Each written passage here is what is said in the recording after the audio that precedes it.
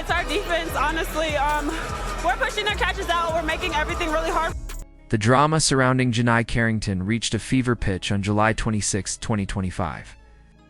In a game that will likely go down as one of the most infamous officiating disasters in WNBA history. But what truly made this moment unforgettable wasn't just the terrible call, it was who the call was against. For months, fans had watched Carrington toe the line between aggressive and reckless. A player whose physical style of play often made her the villain of the league. And on this night, one of the season's tightest games between the Dallas Wings and the Golden State Valkyries, the basketball gods delivered. What many fans viewed as a cosmic reckoning. With less than 2 minutes on the clock and Dallas trailing by 3, the Wings were fighting for survival.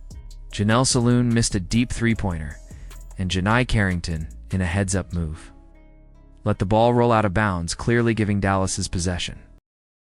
She didn't dive or shove or entangle herself with anyone. Guys, how do you keep that momentum? We just got to get the best shot. She simply stood her ground. But that didn't stop the chaos. Out of nowhere, Tiffany Hayes came barreling in at full speed and collided with Carrington from behind, violently knocking her to the floor.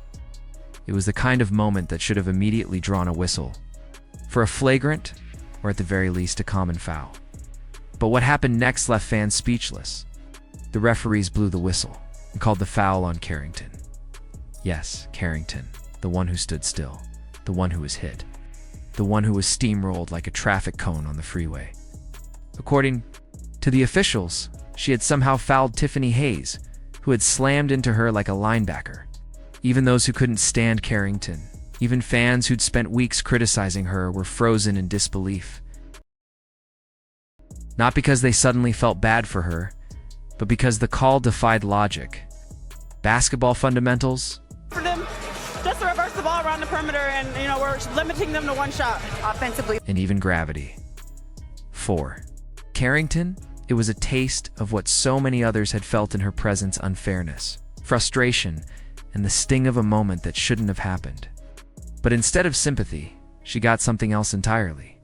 Silence, sarcasm, a cold shoulder from the very audience that should have been outraged on her behalf.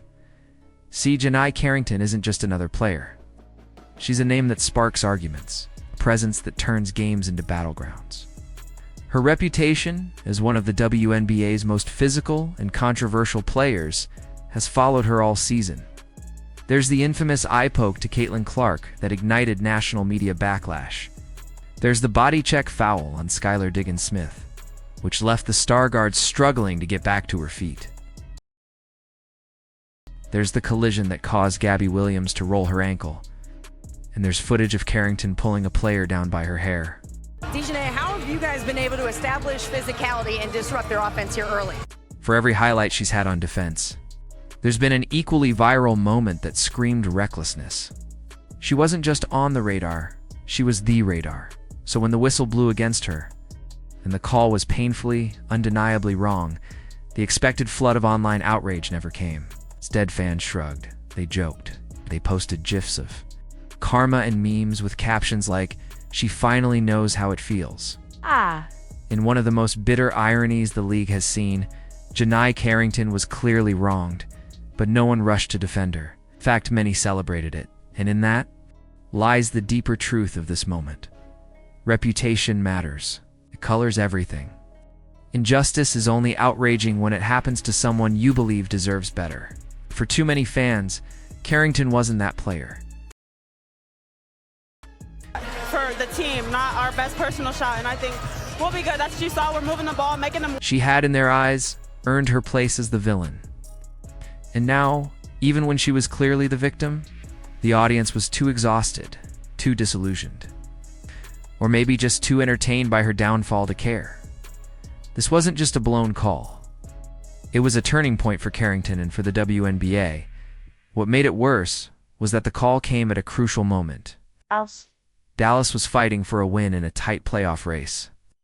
Every possession mattered. And instead of having the ball with a chance to tie the game, they were penalized. The Valkyries took advantage, swinging the momentum and ultimately securing a 10-point win. That one play may very well haunt the Wings' postseason hopes. And yet, no outrage, no outcry. just a sense that karma had delivered its verdict. Even Golden State fans, who benefited from the call, couldn't muster much of a defense for the officials. Work, and then we're going to get something easy and wide open. Thank you. Yeah. The sequence was too absurd. The replay showed it all. Carrington standing still, Hayes charging in, and both crashing to the floor. It wasn't subjective. It wasn't a gray area. It was black and white. But in this moment, black and white didn't matter. Carrington's past had painted everything in shades of doubt, and let's be clear, Carrington is a talented player. She earned her Most Improved Player award with grit, defensive prowess, and undeniable hustle. Her growth on the offensive end has been real. Her energy on the court is contagious. But none of that matters when your style of play leaves bodies on the floor and questions in the minds of everyone watching. Fans can differentiate between aggressive basketball and dirty basketball. And for too long, Carrington's name has been associated with the latter. Her post-game rants about being misunderstood only added fuel to the fire. At one point, she even took to social media to say, "I'm tired of people calling me a dirty player. I just play hard." But the videos, the fouls, and the injuries tell a story the league can't ignore forever. In fact, that's part of the problem. The WNBA hasn't exactly handled Carrington's incidents with consistency. Several of her flagrant fouls were later rescinded by the league, not because they weren't dangerous, but because public pressure didn't reach a boiling point. Fans began to see a pattern. A player skating by without real consequences. So when she finally became the victim of a wrong call, the reaction was too bad. About time. And that's not healthy. Not for the league, not for the game, not for the players. Because when fans stop caring about fairness, when they cheer injustice because it's happening to someone they dislike, the sport begins to fracture. Trust erodes. And that's exactly what's happening here. The call on July 26th didn't just cost Dallas a game. It cost the WNBA something far greater credibility. Referees can make that kind of call, and no one in the league office takes responsibility. Fans are left to believe that officiating is arbitrary, that results are rigged, that favorites are protected, and villains are punished, not by the rules, but by perception. Carrington may be polarizing, but even polarizing players deserve fair treatment. The officiating crew on July 26 failed in their basic duty, and the league's silence since then has only deepened the frustration. There's also the Caitlin Clark connection, which no one can ignore. Clark, the league's breakout star, has become the symbol of sportsmanship and grace under pressure. When Carrington poked her in the eye last season, Clark didn't lash out. She didn't rant.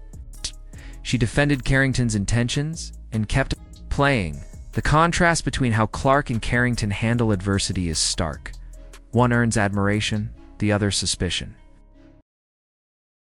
And on July 26th, it felt like the universe was balancing the scales. That doesn't mean Carrington deserved to be wronged. No player does. But it does highlight the cost of building a reputation that courts chaos. In sports, as in life, perception is everything. And for DJonai Carrington, perception is now her biggest opponent. It didn't help that her stat line from that night was underwhelming to 4 points, 4 rebounds, 1 assist in 15 minutes. The impact she had on the game was more symbolic than statistical. She became the focal point of a controversy that exposed deep cracks in how the league enforces fairness. So where does she go from here? Carrington is at a crossroads. She can continue to lean into the heel persona, playing the villain and absorbing the criticism. Or she can reevaluate, not her effort, but her approach. Because whether she realizes it or not, the sympathy meter is running on empty.